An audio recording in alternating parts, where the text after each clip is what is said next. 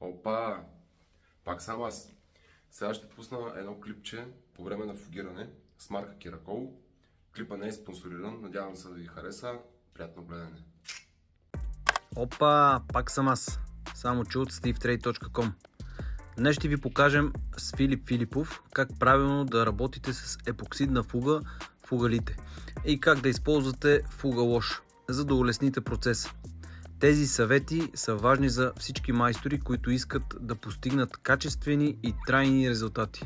Ще ви споделя опита на нашия клиент Филип Филипов, който успешно премина курс за полагане на епоксидна фуга към Керакол и с негова помощ ще ви дадем ценни насоки за професионалисти. Важни неща, които трябва да знаете за фугалите е климатизирането на помещението. Температурата в него е ключов фактор. Ниската температура забавя втвърдяването и дава повече време и фронт за работа, а пък високата температура ускорява втвърдяването, което може да ограничи времето ви за работа. Поддържайте стабилна температура между 5 и 30 градуса за оптимален процес. Също много важно е подготовката на основата. Уверете се, че лепилото под плочките е напълно изсъхнало. Изчакайте минимум между 7 и 14 дни, ако то е положено върху замазка. Основата трябва да е безупречно чиста и суха, без остатъци от строителни материали или прах. Също важен съвет е смесването на компонентите. Спазвайте съотношението 2 към 1. Компонент А, компонент Б. Разбърквайте с бавен миксер. Около 400 оборота в минута, докато получите хомогенна смес. И след това работете в рамките на 1 час след смесване.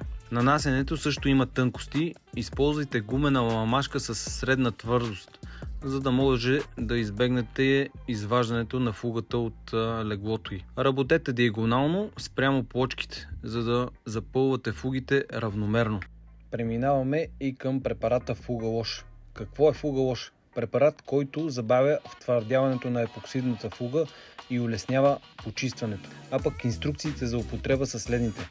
Разредете една капачка, която се равнява на 50 мл вода в 5 литра вода. Почистете фугите, докато все още са пресни с кръгови движения. Използвайте влажна целулозна гъба за гладко почистване, като работите диагонално спрямо плочките. За финал почистете повърхността с суха кърпа, за да избегнете остатъци.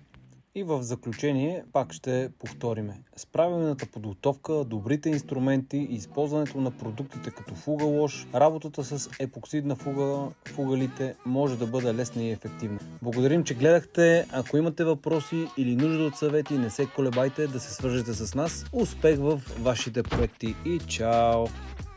Опа! И само да вметна, клипа не е спонсориран и ще има втора част на клипа.